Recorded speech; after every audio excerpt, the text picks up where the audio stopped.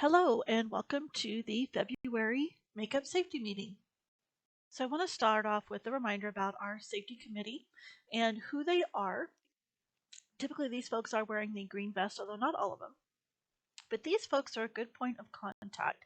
Right now they're specifically working with me and everybody with the high school bus loops because we've had some issues, especially like Centennial, Mountain View, or they're a point of contact for you. So we have them divided up by the route segments. And so just going through the list here, our V routes, your point of contact is Terry Marinos, and she is being assisted by Penny Hernandez. S routes is Brenda Peppersack. R routes Tim Hannawell. M routes Christine Anderson. C routes Deb Dennis. E routes at the Eagle Lot are Linda Everett.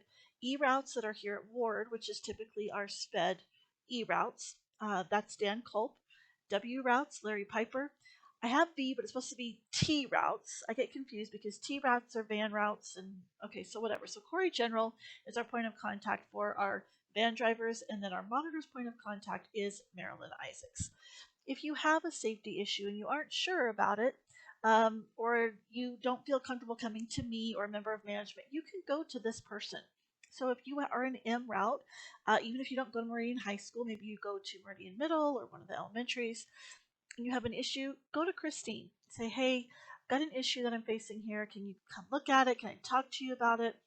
And get some feedback from them. If they feel that it needs to come to me, they will bring it to me.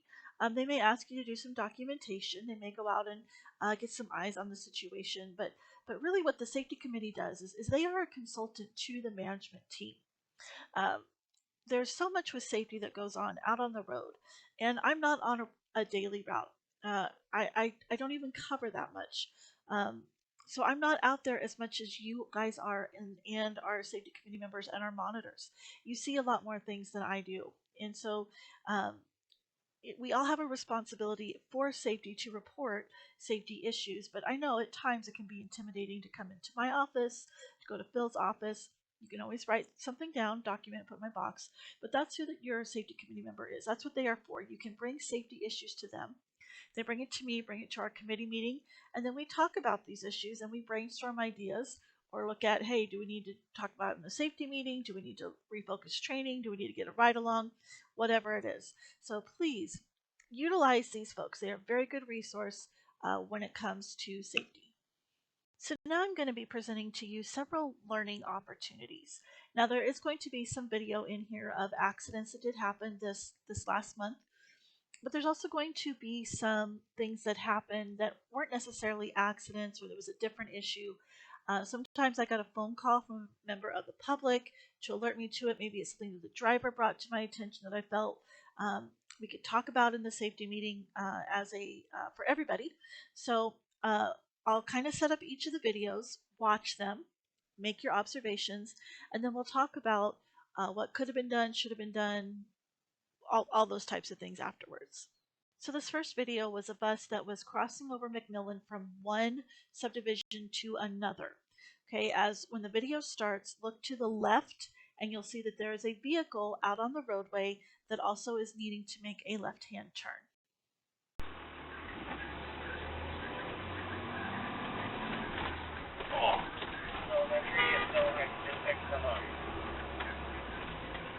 That was close.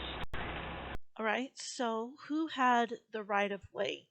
The vehicle in the roadway or the bus that was on the side street? The vehicle in the roadway had the right of way. They were waiting to make a left hand turn. And it doesn't even matter if there was a painted turn lane or not. The vehicle is out in the roadway. They're in a more dangerous position. And so they have the right of way because they need to quickly get out of that position. Now, I'm not sure what happened with our driver. How I was alerted to this is I got a phone call from the lady in the car because our driver flipped off with his middle finger the lady in the car. Okay, our driver was completely in the wrong. A reaction in any situation, um, the wrong reaction is to flip somebody off, curse at them, whatever. Our driver almost caused an accident. Okay, so flipping somebody off, if it's a poor example to the students you have on the bus, and it's unprofessional behavior. Plus, our name is on the side of the bus. So of course somebody's going to call and say that you did some unprofessional behavior. So the expectation is that when you are in that driver's seat in our vehicle that has our company name on it, that you are 100% professional 100% of the time. I understand other drivers can make us mad. Other drivers do dumb things, cut us off, whatever.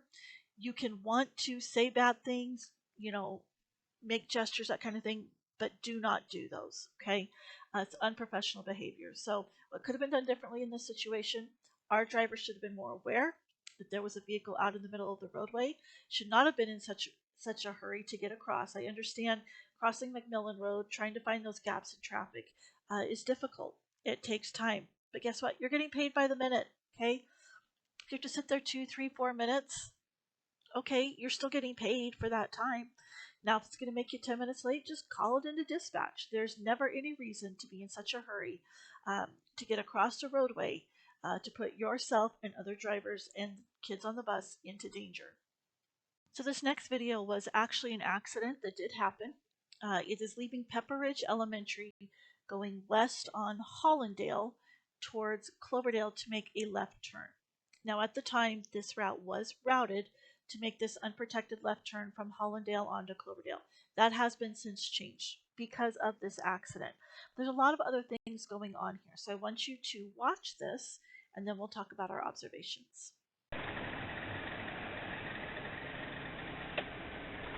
left on South Cloverdale Road. Did they turn left?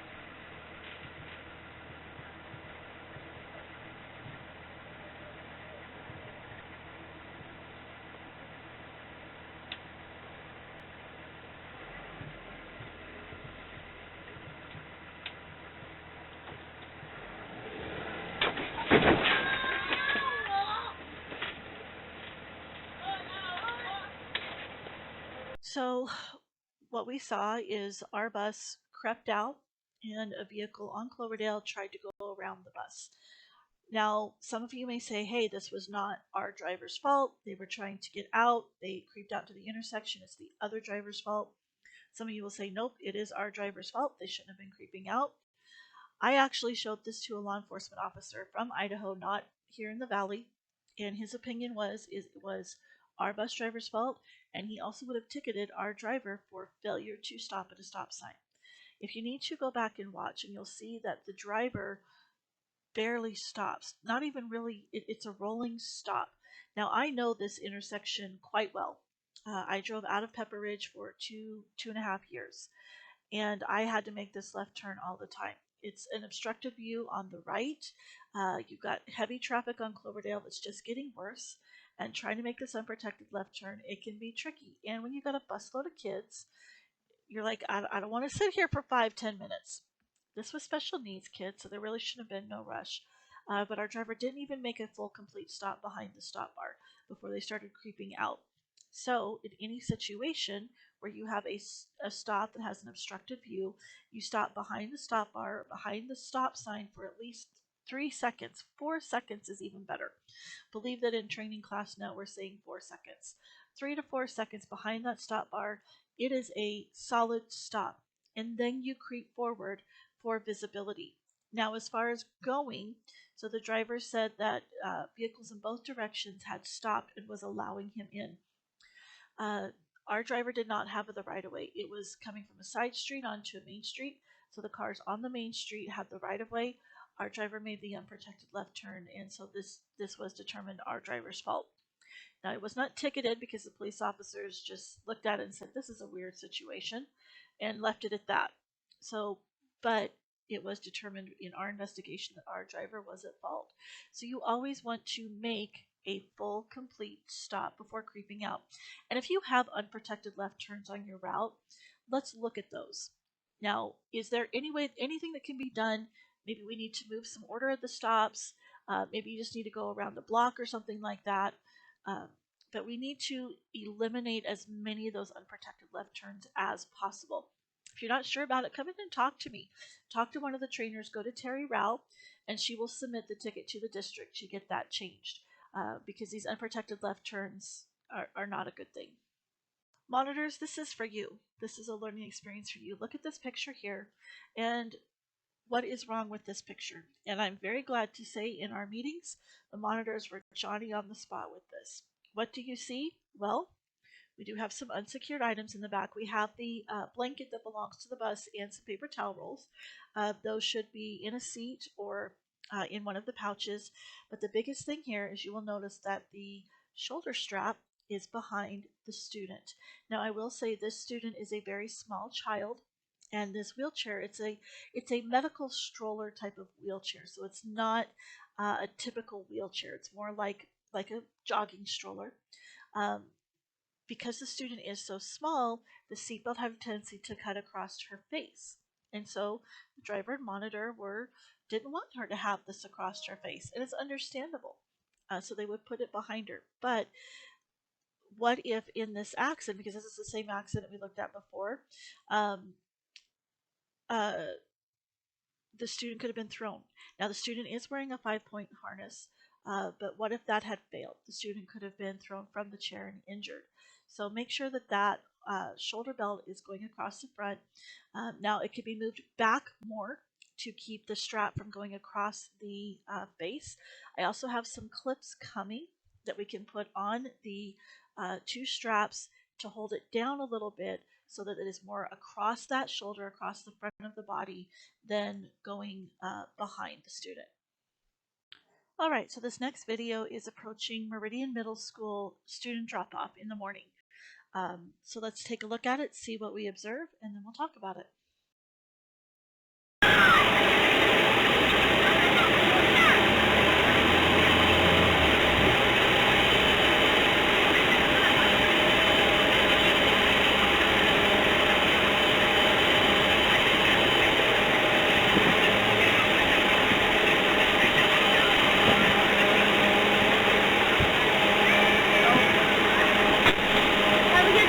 All right, so what did we see? Well, at the very beginning of the video, you will notice there's a student sitting in the aisle.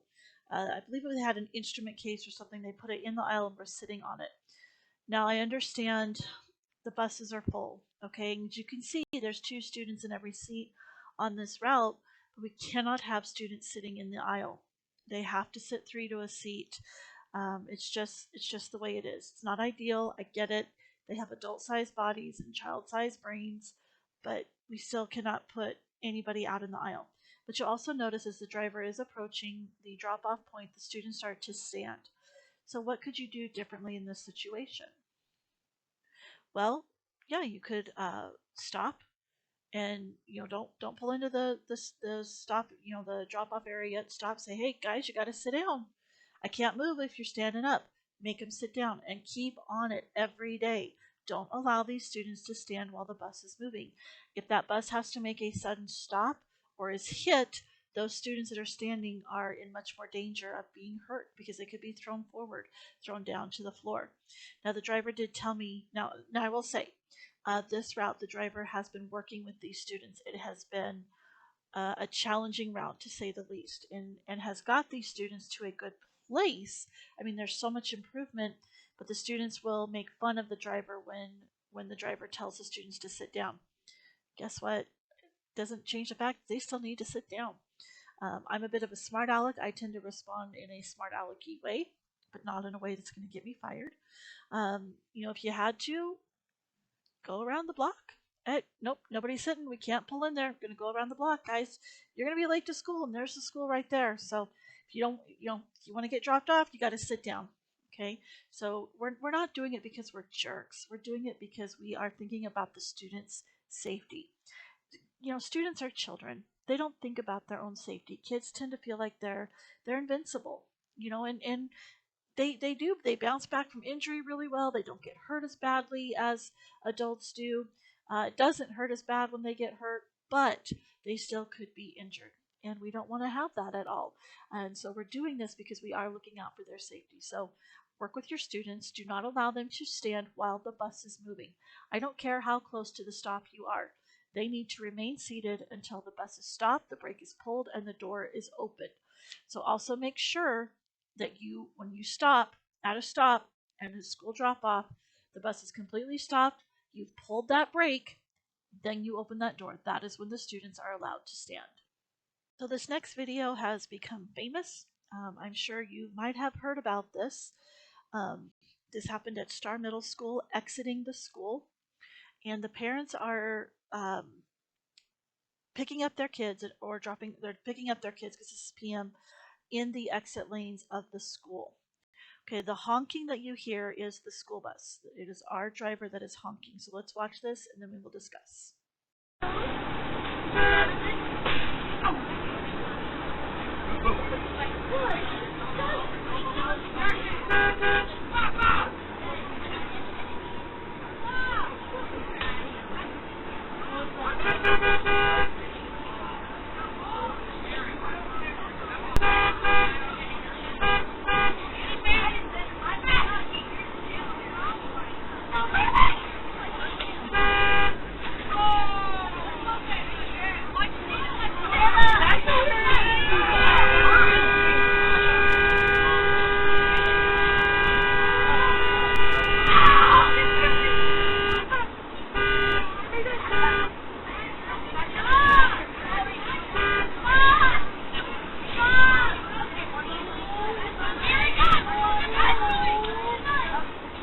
No parking.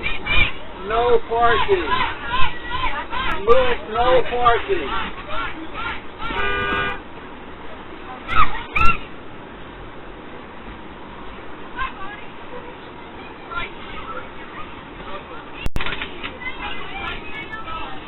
So, yeah. So I found out about this situation because the guy who came out of the pickup truck called me, and then his next call was to the police, and then the police called me. This could be prosecuted as aggravated assault with a motor vehicle. We talked a little bit before about drivers flipping other drivers off and being unprofessional, and that's what happened here. I understand the frustration. I get it. The parents are picking up kids where they're not supposed to. Nobody from the school is out there directing the parents, keeping them from stopping in the exit lanes, but it's a 2-lane exit lane, okay? The bus driver could have just gone around or could have just waited until the cars moved, okay? I understand the frustration, and from what I understand, it's gotten worse. And I have notified the district, and they are working with the school to get somebody out there to try and keep parents from stopping where they shouldn't. But as we all know, the parents will do what the parents are going to do. We are the professional, and we are not going to behave in any manner that is endangering anybody's life. So what could have been done differently? So if the driver had chosen to stay in the lane that he was in, could have waited until the guy was not in front of the bus. He should have never started rolling while that guy was still in front of the bus. You don't move when there's anybody in front of your bus, a pedestrian. Brakes should have still been on until that guy got on the sidewalk, and then the bus could have gone around the vehicles there. This driver is no longer employed by us. Now, I do not believe that the pickup truck driver pressed charges, but like I said, he did call the police, and they pulled the video from the school. They contacted me. This could have been a very volatile situation. You know, road rage is a very real thing, and there are people who respond to road rage with violence, and we definitely don't want something like that to happen. Plus, you on the bus, you are an example to the students.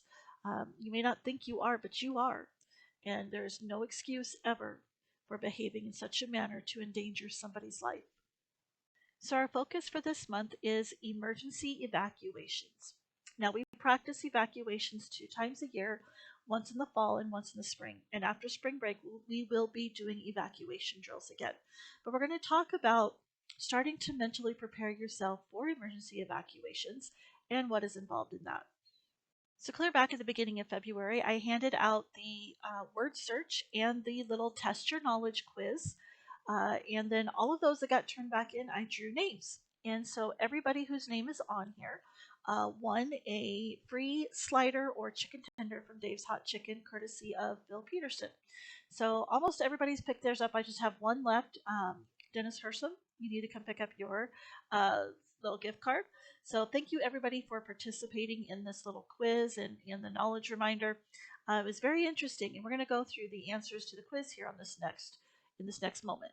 Right, so let's go through some of the questions that were on the test and the answers. So, first one, in an emergency, the first thing you should do is text your supervisor.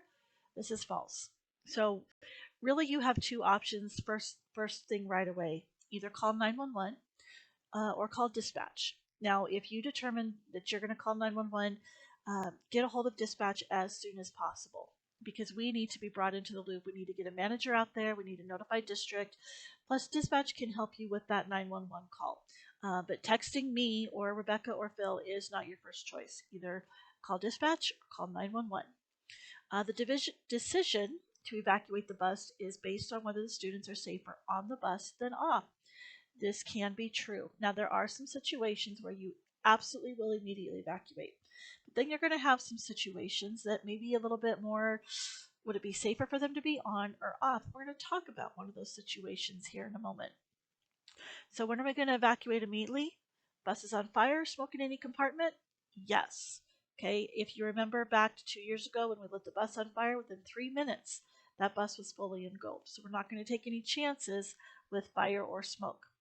What if you're rear-ended at an intersection? Well, that goes back to the decision to evacuate is based upon are the students safer on the bus than off of the bus. Typically in an intersection, they're safer on the bus because you have to think about where are they going to get off. Once they get off, where are they going to go stand? Is there a safe place for them to go to? Would they have to cross traffic? How busy is the intersection? Is it like if you think about the majority of the intersections we have here, how easy it would be for a student to wander off. Now, typically, if you're just rear-ended in an intersection, it's safer to keep those kids on the bus. The school bus construction is a lot more durable and will handle impact better than, say, a car would. So if you get hit by a car, that's usually the bus is going to fare better. Those students need to remain seated. Of course, you're going to be in control of that situation. Now, if the bus has got smoke or fire, then yes, you're going to get them off the bus even if you're in an intersection. What if you have a gassy student who is stinking up the place and it's making you gag? You're going to evacuate? No, sorry. Just open your driver's window, take your defrost fans, turn them around so that they blow backwards and just blow the smell back to the back. It's just a job hazard. So let's look at our next question. There is no difference between evacuating a special needs student and a non-special needs routes. So is there a difference? Yes, there is. So that question is false, or that statement is false, because there is a difference between evacuating a special needs route and a non-special needs route. One of the biggest things, your non-special needs routes, you don't have wheelchair students on there. That is going to greatly change the way you can evacuate. Having wheelchair students, nonverbal students, students who might be blind or have some type of medical equipment, that is going to change the way that you evacuate your vehicle. So what if you have a wheelchair student and the lift is not working? What are your options to get those students off quicker? Do you just use the lift regardless? Well, no, we're not going to do that. It might not be working. It might not be able to come down in a safe area. What if you're on the side of the road and there's a steep embankment going down? You bring that lift down. How are you going to get the chair off of the lift? Because the student might go down the lift. Maybe it's an uneven surface. Maybe it's an intersection. Okay? So you're not going to use the lift regardless. Do you lift the student out of the chair and carry or drag them? Yes. Now that's why we have those blankets on the bus. They are for doing a fireman's carry or dragging the student. Maybe the student is very tall, maybe they're adult sized, and they're very heavy to carry. You can place the student on that blanket, and then two rescuers could use it for a fireman's carry. You could drag the student to the exit to be carried out. Or do you just leave them and focus on the students who can walk? And I don't know anybody who in their right mind would say this. Every student has value regardless of their ability to ambulate, okay? So that's why we have you do the written evacuation drills or the written evacuations for a SPED route. How are you going to get that student off? Is it an electric chair? Is it a manual chair? Is it a stroller? Can the student walk without the assist of the chair? Maybe the chair is just because they get really, really tired and they need that additional help. So all important things to consider when we're talking about emergency evacuations for SPED students. So this next video is kind of long, it's 13 minutes, but stick with it. Now she does have an Australian accent, so it can be a little difficult to understand. but the information is so good. And I've watched it several times, and I've gotten something from it every time I watch it. So this lady is a stage manager for a huge production called The House of Dancing Water. So think of Cirque du Soleil, where you have acrobats and all these things going on. And this House of Dancing Water, part of the stage is a swimming pool, and there are scenes that they bring up and down in the swimming pool at different parts of the show. And so she talks about having a backstage mindset and preparing for an emergency and how you act in an emergency. She talks about the backstage mindset, what she calls last act. Do you know how terrible it feels to nearly kill someone? This was my lesson, and I learned that I needed to be more vigilant and more prepared for the thousands of shows that I was to run in the future. That preparation and readiness is what I call the backstage mindset. Now, you may not need to stop a show in front of 2,000 people or save a clown, but you will have emergencies in your life. You may have a loved one who has a heart attack. You might find yourself in the midst of a natural disaster. You might know a friend who's suffering from a mental health crisis. By having a backstage mindset, you can shift yourself out of the bystander effect and become an active participant in an emergency. If I pass out on this stage, I know that Tim's going to come and help me. And if one of you pass out right now, you can bet that both of us will be there to help you. Here's how I break it down. I call it last act. Last is how you prepare, and act is what you do in the moment. So, learn. Learn how you function in a state of strong emotion. The most common emotion in an emergency is fear. As a stage manager, every time a performer falls or a piece of machinery stops, we feel fear. Small microdoses of fear over and over again. This is our giraffe in the House of Dancing Water in Macau. Inside that giraffe puppet is two men on stilts. You can see their feet poking out at the bottom there.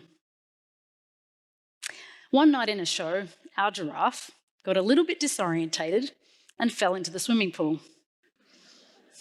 Can you imagine two men strapped inside a carcass of a giraffe underwater with stilts on, sinking 7 meters to the bottom of a pool? They were scared, we were scared, and they needed to breathe. Now, our backstage team had hypothesized this scenario, and we always had 2 scuba rescue divers underwater near the giraffe in case of a giraffe versus water incident. In this situation, our scuba rescue divers raced to the sinking giraffe, tore open the bamboo fabric and body of the giraffe, and handed their spare regulators into those performers so they could breathe. Crisis averted. But something didn't happen in this scenario. Inside the giraffe, at the front and the back of the puppet, within arm's reach of both performers, was a small portable air tank for them to take and breathe on. But they never reached out for that air tank. Why? Because they were so consumed with fear, they forgot that it was available to them. One way you can learn to function in a state of fear is to be in it often. Do things that scare you. Get outside your comfort zone and know what you're like in that state. Our backstage team were ready, our performers were not, and it was not luck that prevented a drowning that day. Be alert.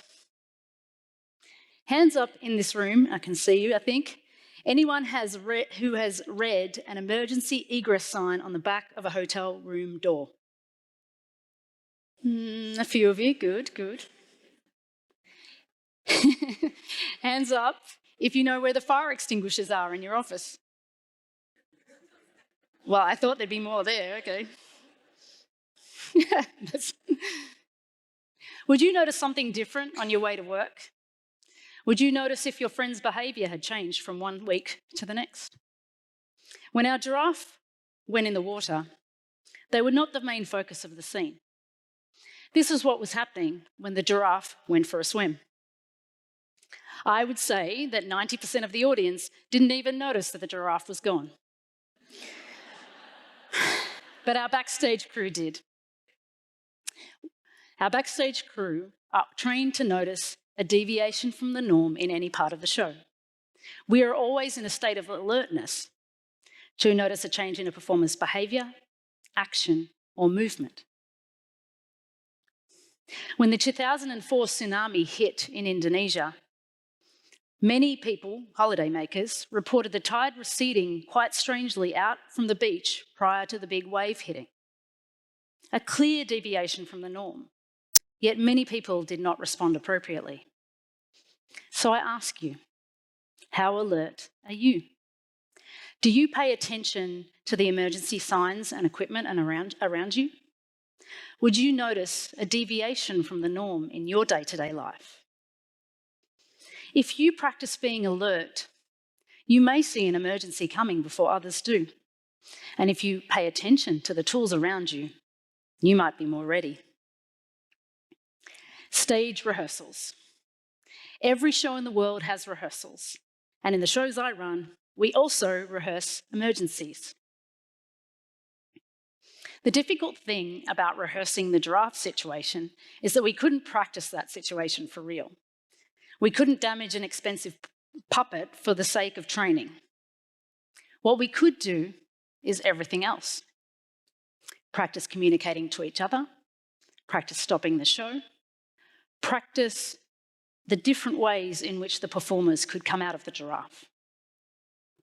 The only way you are going to be ready for an emergency is if the practical aspects of what to do are ingrained in your mind.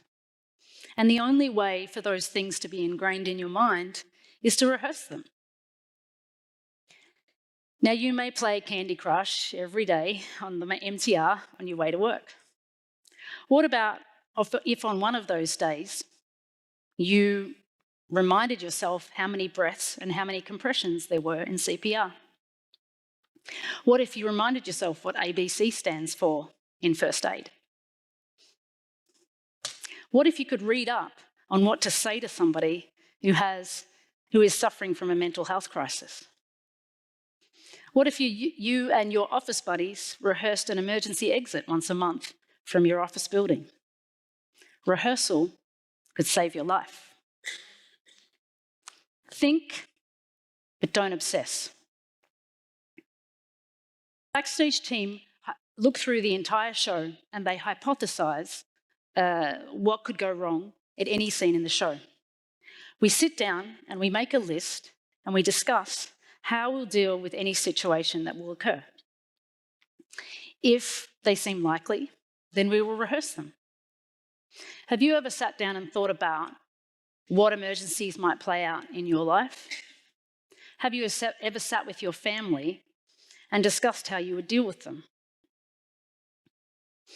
Thinking about these things is not morbid. It's practical and proactive. And if you have a plan, then you're more likely to have a larger sense of confidence when the moment arrives. Now, you may have prepared for an emergency, but what do you do once you're in one? At the House of Dancing Water, we have these large hydraulic lift systems that move through the water to create scenes in the show. This is what they look like. One night, just before a show, one of these hydraulic systems burst and oil came flooding into the pool. A spectacular disaster. One of my favourites. Oil everywhere. We didn't know what to do, but we were going to try and save the show. So we had to try to do something. Someone, who shall remain nameless, suggested that we could just distribute the oil through the water by turning the bubble special effect on. Think massive jacuzzi. You know what you get when you stir up a whole lot of water with a whole lot of oil? Salad dressing. And a totally oily, cloudy, unusable pool. Now we're in an emergency. Here we are with 2,000 people waiting for a show to start, and we've got a salad dressing for a pool. Now it's time to act. Accept your reality. The first thing you need to do in an emergency situation is accept the reality of it. You'd be surprised as to how many people in a crisis don't actually accept that they're in a crisis. In my oil situation, the executive team came backstage to ask me what kind of show I could do without water. To which I replied, "You want me to do the House of Dancing water without water?"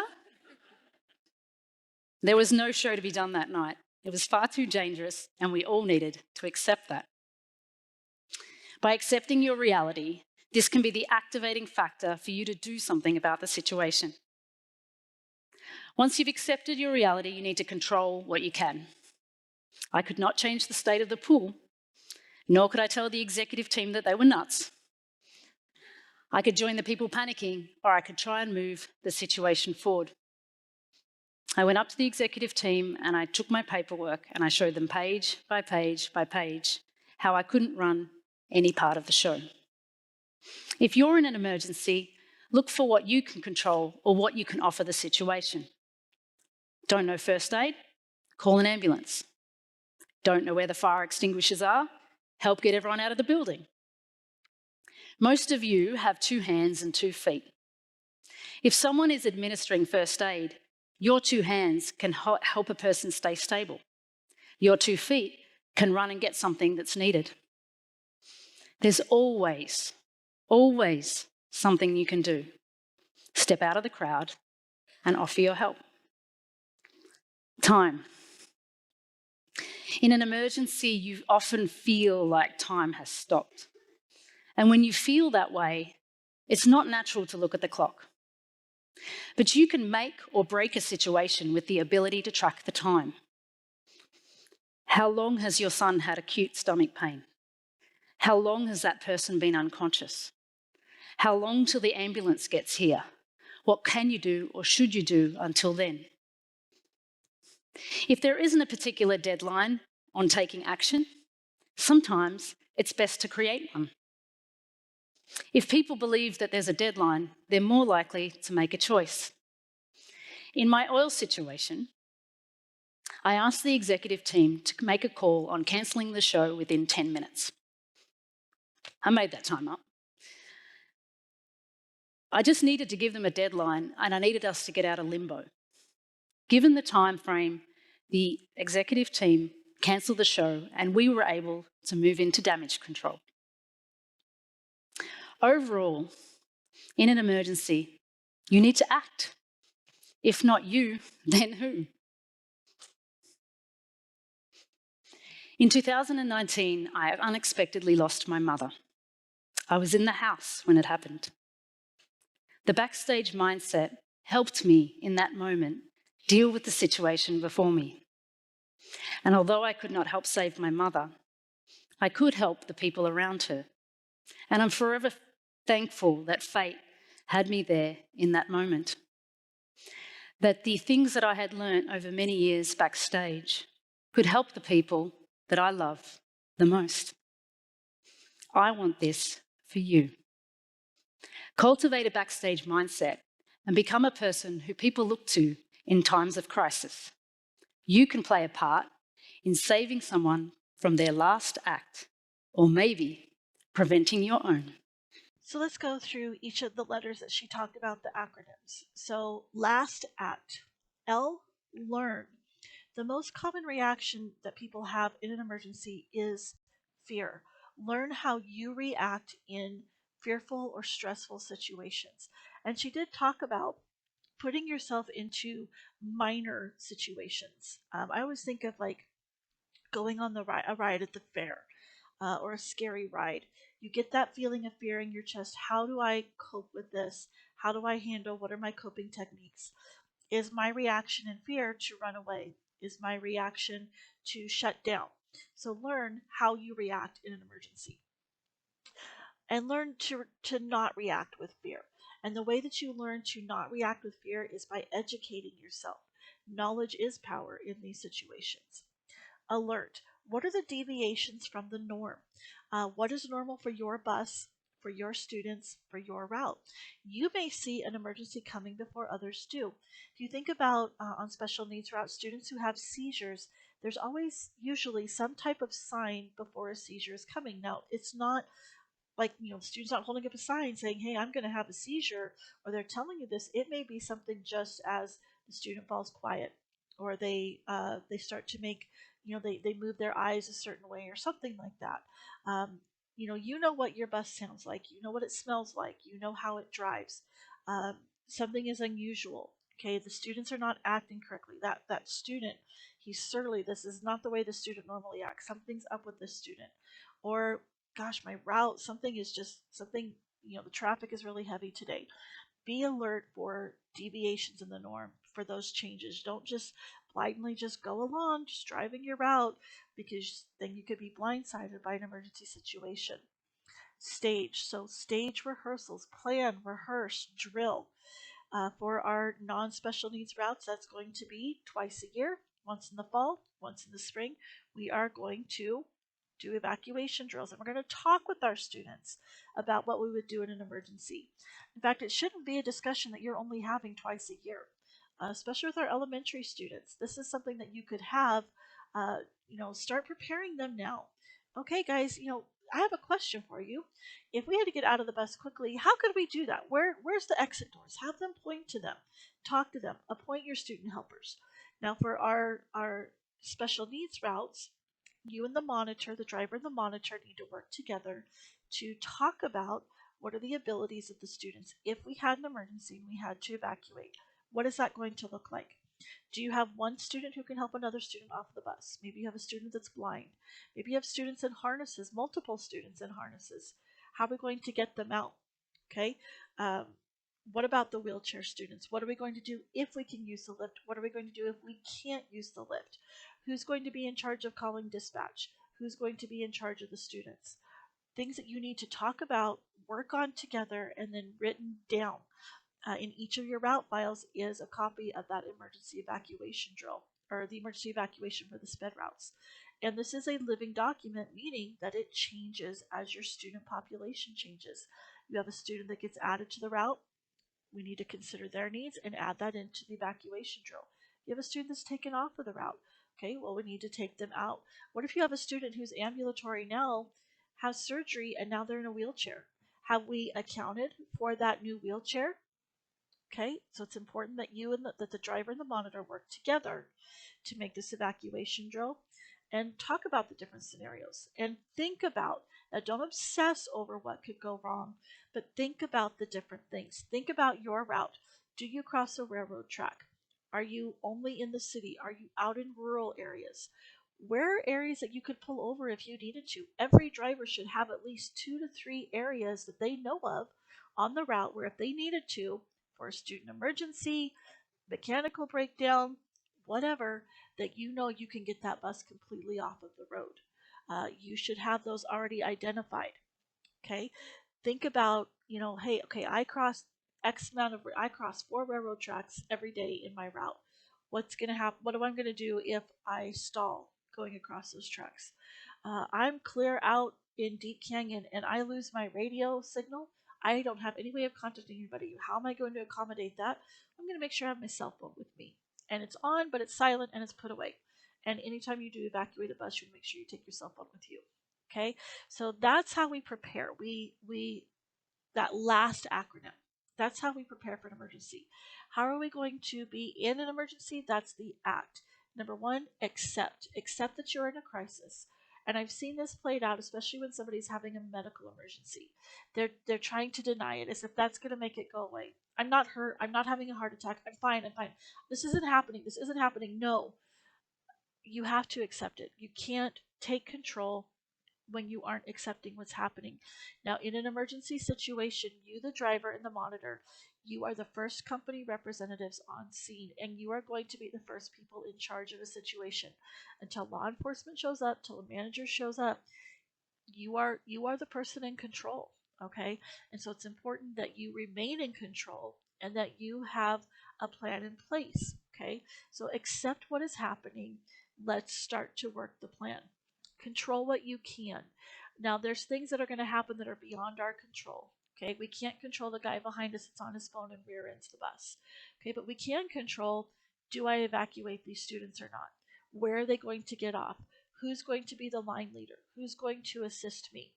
Okay, so control what you can. And then time. Find a timeline. Now, it can be very hard in an emergency to have, things aren't going to happen in a timeline, but you can say, okay, ask dispatch, what's the ETA for the ambulance? Well, we've called them, they're on their way. Okay, I know the ambulance is probably 3 to 5 minutes out. What's the ETA for the manager? The manager will be there in 10 minutes. Having a timeline or having a time helps with that sense of control as well. So 2 years ago, for our back to school in service, we staged a bus on fire, and then we had other buses out in the field that we had tipped over. And the purpose of this was to get you to look at this, to actually see in person a bus tipped over on its side. Okay, what are you going to do if the bus is laying on the service door? How are you going to get the kids out? If the bus is laying on the service door on the passenger side, where's the driver? Up in the air, secured by the seatbelt. How are you going to get down? Can you reach the seatbelt cutter? Would a student know how to assist you in this situation? What if the bus is laying on the driver's side? Okay, how's that going to affect the opening of the rear emergency exit door? So right now, if you think about it, when you open the rear emergency exit door, it opens to the left. Okay, are you going to have to lift it up? Those doors are really, really heavy if you had to lift it upwards. So if the bus is on the driver's side, you'd have to lift it up. You also lose 2 emergency exit windows. And how are you going to get a student through the emergency exit windows that are up in the air, and you have other two that are covered, and now your student door is also up in the air? Think about these things. Okay, like I said, don't obsess, but think about what could you do in those situations. Are you prepared if there is an emergency on your bus? Are your students prepared? Who prepares the students? That's you. Driver and monitor, that is you guys. Okay. We talk about all the time having a couple of student helpers that you've identified. Have you prepared them what to do if you, the driver, pass out? Monitors, are you prepared to take control if the driver is incapacitated? Have you talked about with the driver when you would evacuate the bus? Do you know when you would evacuate the bus? What if it's just you? Okay, so preparation is we talk about forewarning is I don't even remember. I'm not even getting it correct. But being prepared is going to help you when an actual situation arises to remain in control, to remain calm, and be able to direct the situation with minimal damage or injury.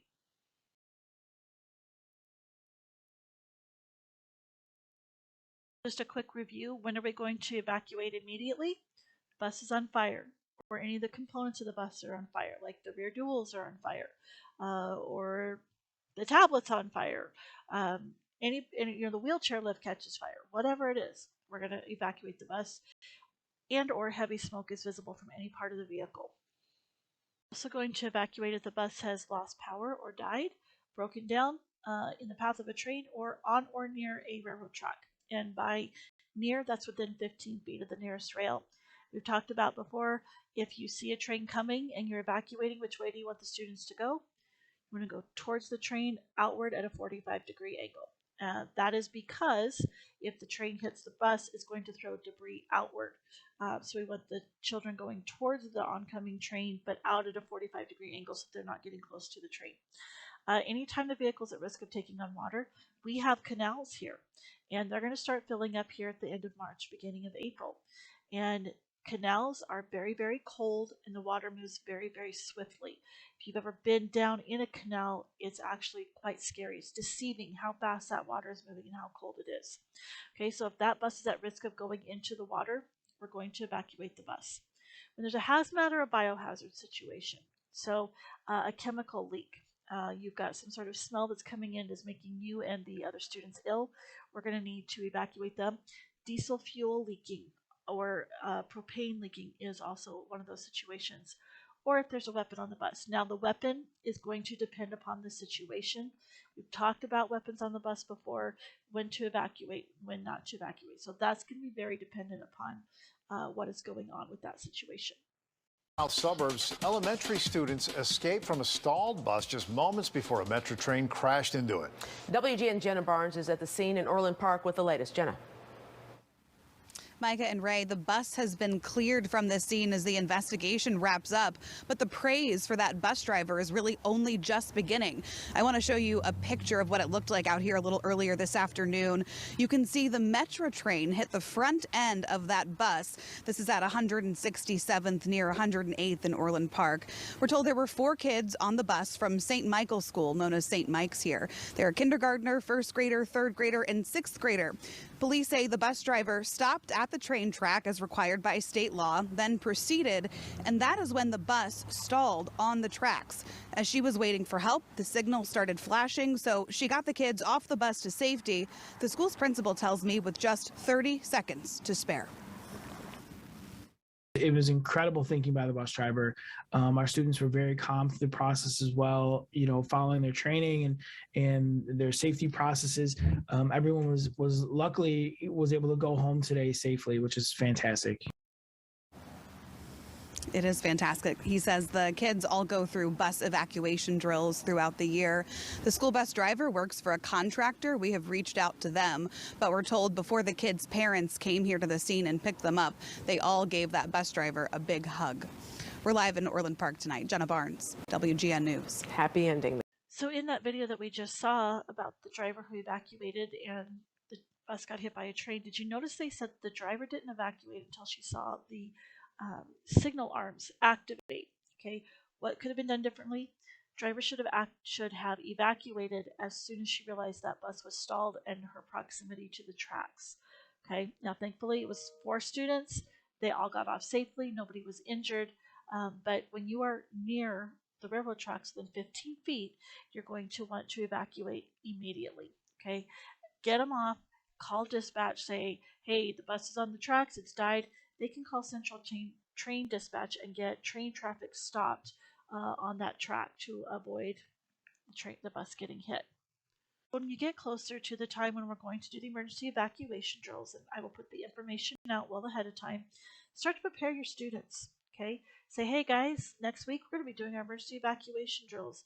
Talk about what kind of emergencies would mean that you have to get off of the bus. Appoint your student helpers. Bring those student helpers up and start to show them some of the equipment on the bus. If you have a monitor on the bus, they should also be prepared. And they should know the plan. Like I said, the driver and monitor should be working together on this.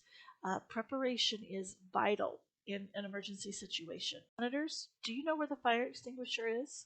Do you know how to work it? Do you know how to get it out of the bracket that it's attached to? Where's the first aid kit? Do you know how to open it? Do you know what's in it? What about the emergency triangles?